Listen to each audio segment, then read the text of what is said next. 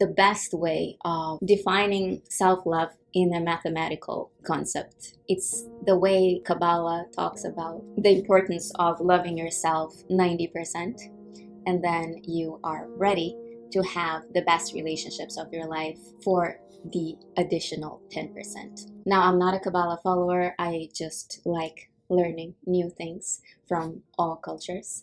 Even in psychology, that's exactly how the inner work works. When you have been loved 10%, because they also love themselves 10%.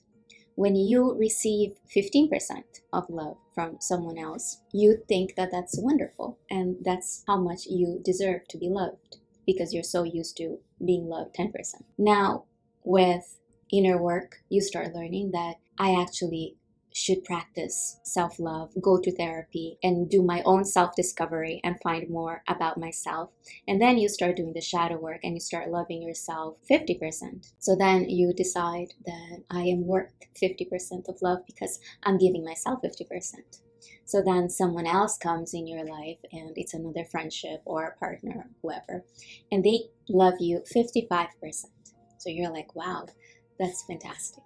And you're really happy with those 55%. But then eventually you start loving yourself more, and you are now loving yourself 90%.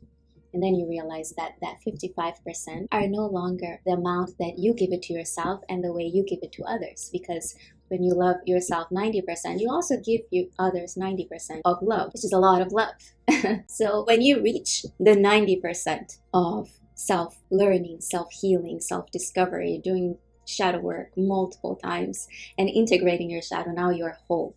Now you learn to love yourself 90%, and you understand that you are worthy of deserving 90% of love from everybody else. And that comes from a place of love, loyalty, compassion, empathy, kindness, understanding. So according to Kabbalah, is when you hit that 90%, you are ready to have very highly fulfilling relationships with everyone around you. The love that we all crave from others can only be found within ourselves.